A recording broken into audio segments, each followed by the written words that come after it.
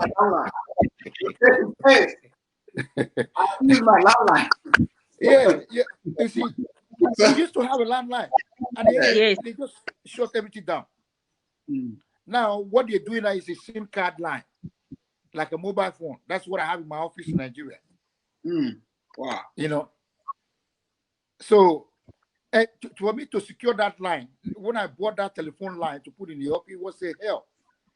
If I wasn't in Nigeria, I would pay twice for that telephone line. My manager said to me, "Oh, don't worry, this is how they do it here. Just take it easy." Take it easy, brother. This morning, it's not easy to come by where you are there. I'm not taking it easy. They gave me a fake line. I own it.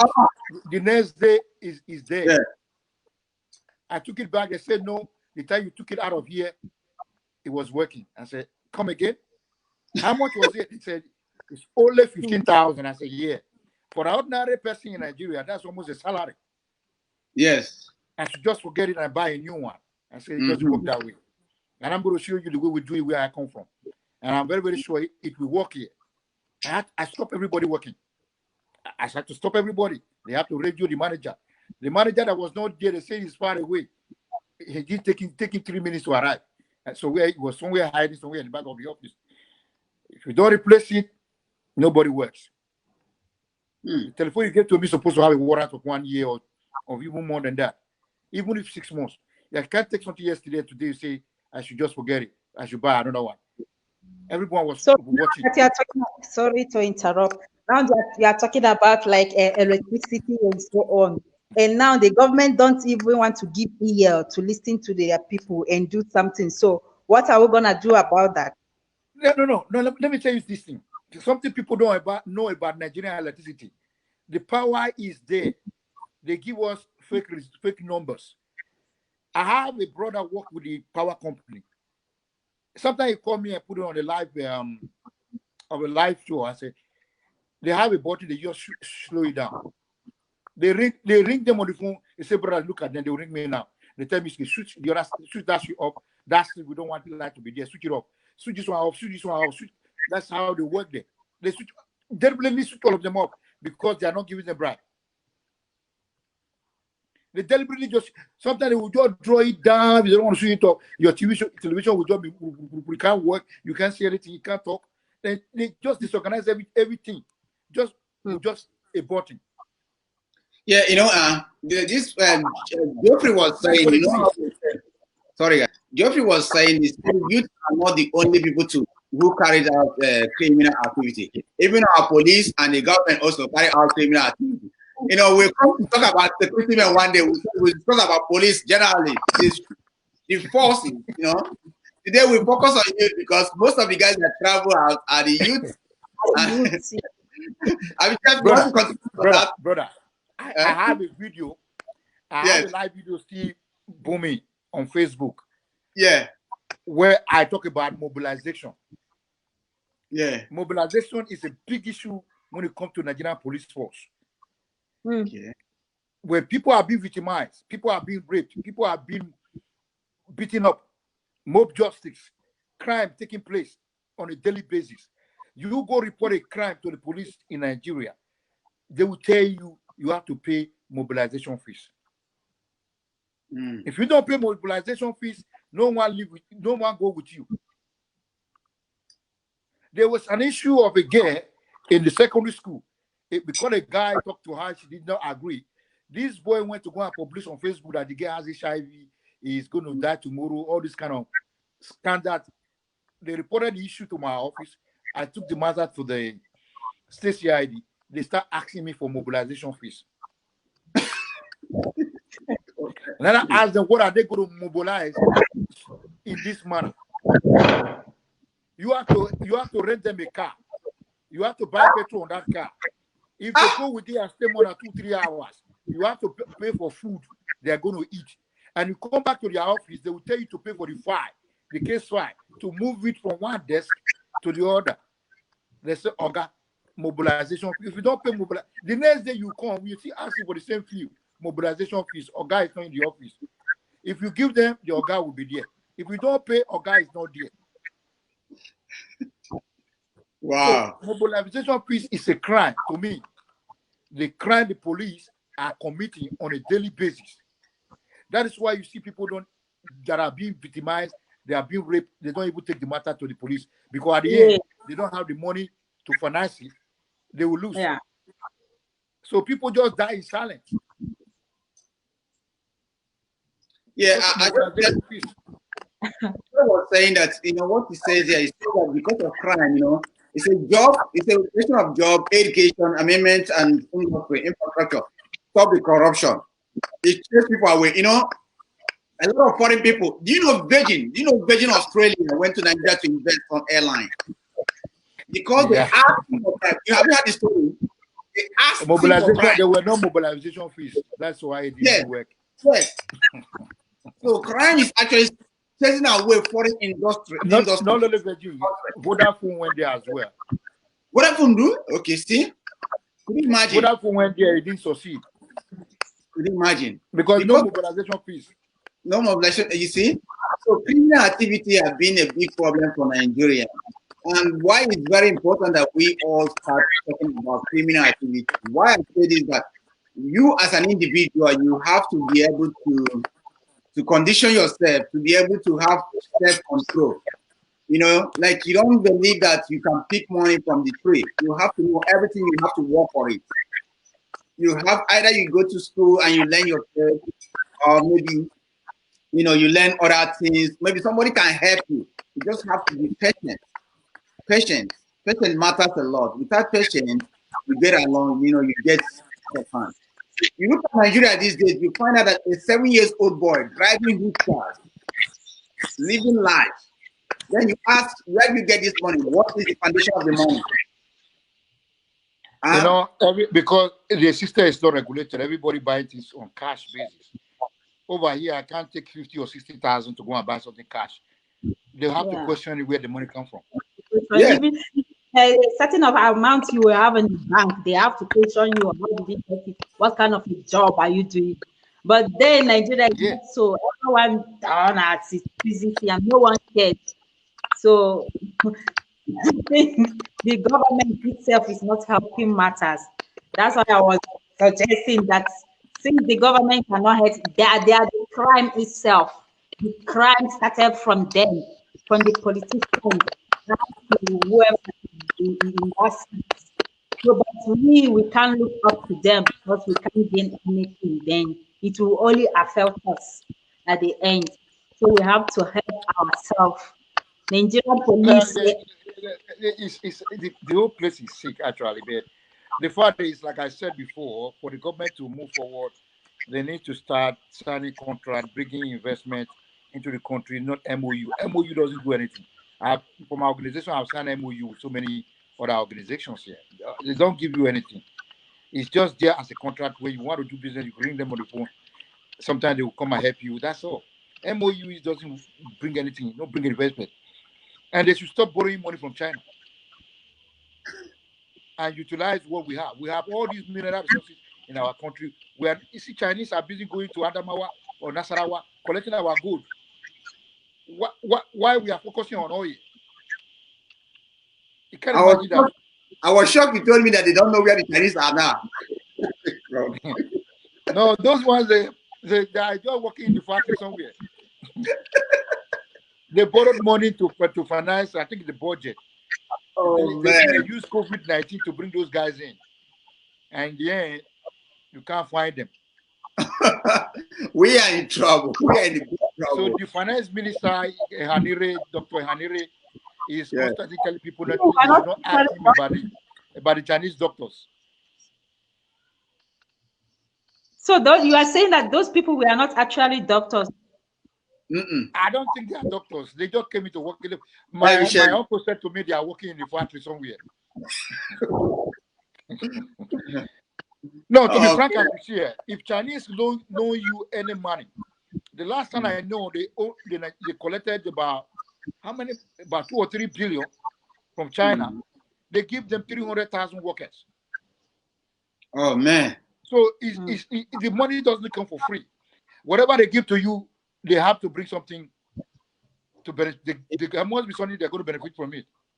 What we are, yeah, like what you are saying is like, why if Nigeria is not corrupt, if there's no criminal activity going on in Nigeria, how can Chinese, those people, escape the Nigerian authority? How can it's not just only Nigeria. There's a broadcast I also posted on my Facebook page. It's from Kenya. The guy said Chinese people give kickback. That's why Africans are going to China to borrow money. This money is not transferred through banks. It's carried on cargo. And he said that is the reason the Kenya housing business is booming. Who are buying the house? I didn't know Chinese. And they are celebrating. Chinese are buying their houses. Oh man! They know it. If you're in Eastern Africa, yeah. I used to. The first time I arrived in Malawi was 1994. I used to tell people that God was already tired when these nations were created. People were crying in Nigeria, where Nigeria were no good. This. But when I arrived in Malawi, we see people. They don't even know what they're confused. Yeah, Malawi is tough. I'm from Malawi. They were confused. We have to match the Indians and change the system of living, the living style, even as far as to cook, so you can eat it the next day. Malawi cook today and finish it today. They don't have reserve. Oh man! The only source of thing they have there, they don't have bush anymore. They only have a little bit of goat and some few cows. The remaining they are feeding on magochi, tilapia. That's it. So their national resources is corn and tobacco. And right now, the world is moving out of tobacco. And to get to a point, these people are going to live on handouts. Because the mindset, they are not creating. We match the Indians, and they have to get immigration to raid every one of us. Back then, they set up Operation Tenderi, that Operation Peace. They raid and they start deporting Nigerians. Back then, 1994, 94, 95, 96. We marched the Indian down and changed everything, every cost price in any of their product, you will see 9.95, a 10.55. It's something that is sold for $1. These people are selling them for $10. We came here and reduced the whole price, and their business started falling. And they started chasing every Nigerians. So Africans is stuck. We need to start talking to them every now and then so that they know how to embark on industrialization. You know how the white people sow seed in industrializing themselves.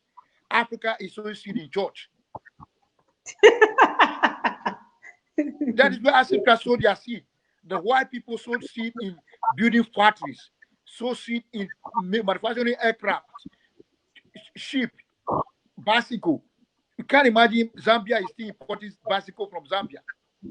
From Zambia importing bicycle from China. All the engineers they have in their country can manufacture bicycle. Do you know Nigeria importing toothpick from Germany? Yes. What over $8 million a year? I heard that. All the alcohol Nigeria Hennessy, it worth over $150 million imported from America when we have our Ogogoro there. Instead of us to invest money and refine it. Refine, yeah. We're importing Hennessy. You know, after every day they change the name. You know, Chirac, Bugatti, they are reporting them. Back in the 80s, the time of Gowon, the Germans came to establish Volkswagen cars companies in Nigeria. Who killed it? Obasanjo took over the brain and shut all this business down because of corruption. Look at, we have innocent models producing car in Nigeria. Do you know Buhari want to buy a car, they will go to China, they will go to Japan. Why we have car producing company in Nigeria? Instead of us to patronize them, we are importing Japanese made car. Yeah. They pay high tariff on it. When we have assembled, built in car, not even assembled, manufactured in Nigeria, where you don't have to pay tax. because they want to move our money away, they will give oil to them and bring cars home. Is that a way? Trade by barter? That's what Africans or Nigerians are doing with the Western world. We are in Australia. Since we've been in Australia, have you seen any Nigerian investment yet? No. Can you imagine that? Why do you think they're not going to lock us out? The visa, to get a visa to come to Australia, you sweat. You sweat, yeah. Because our diplomatic mission that is here, they are not doing anything to establish anything. Even common real estate, Nigeria could not invest on it. Indians invest in real estate.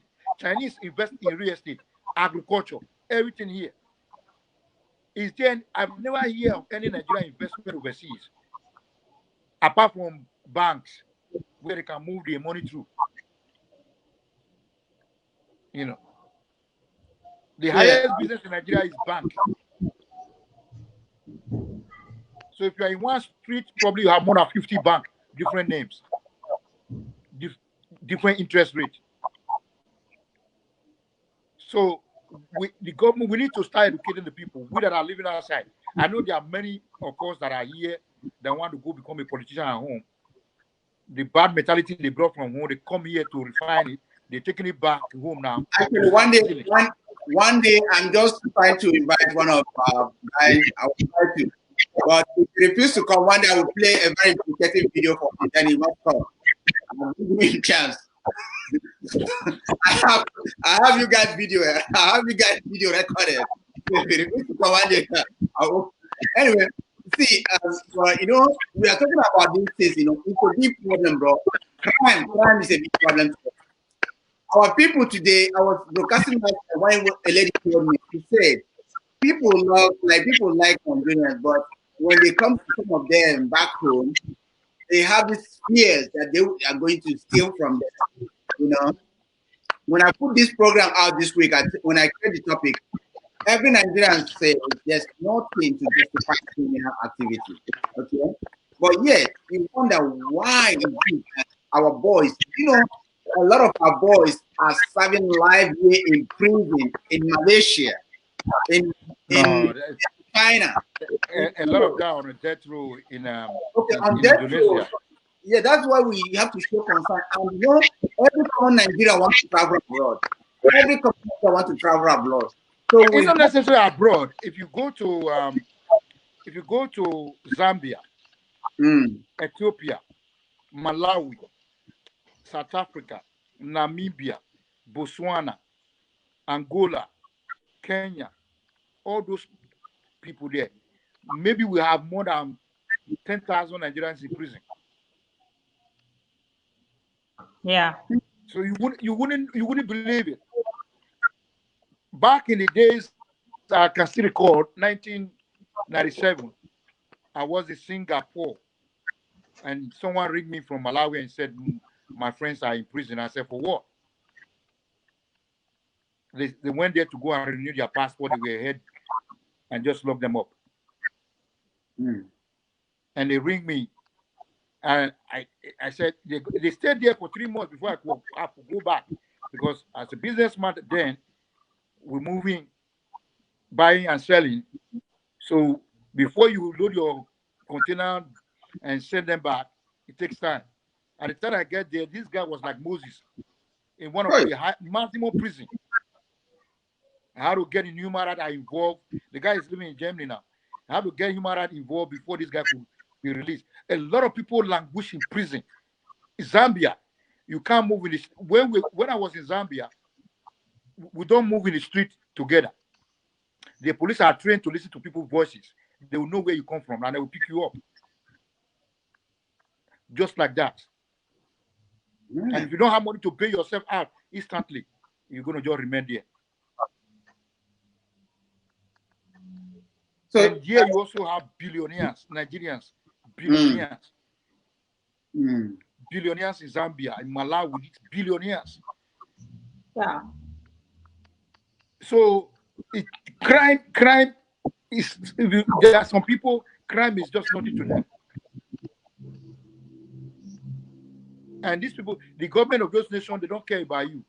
They will tell you do it the way you do it in Nigeria. And if you don't have that money to sustain that Nigerian mentality, you are just going to have problem. In Indonesia, back in the days, I was coming from Singapore. They stopped me at the airport, even though I have a resident permit. They asked me I should do it the way they do it Murtala Mohammed Airport, and I was yeah. I know that one. They say go in the toilet, go to the toilet, do it the way they do it in Murtala Mohammed Airport, and then come back. You will go in. I'll tell you, you know, we just in Africa today. You know, people doesn't understand it. You know? I remember, was it 2000, 2001, 2002, when I was traveling from Vietnam to Cambodia. So on the road, we have to travel by bus. So on the road, I stopped in bus. They came down the restaurant, you know, who call the white people. Then they single-handedly pushed me outside. I said, I was looking at the guy. He looked at me. He told me, "Have you read? Do you know how to read? Do you know how to read?" I said, "Yeah, yes, I know." He gave me a newspaper. The guy gave me a newspaper, you know. I was looking at the newspaper. I look at the newspaper. I keep the newspaper. I hold my newspaper. Within some time, he came back to me. The guy came back to me. He collected the newspaper. He said, "You finished reading?" I said, "Yeah." He took the newspaper. Because he's telling you to put something inside the newspaper. Yeah, I don't know. He checked the newspaper. He didn't see anything. Then he came back to me.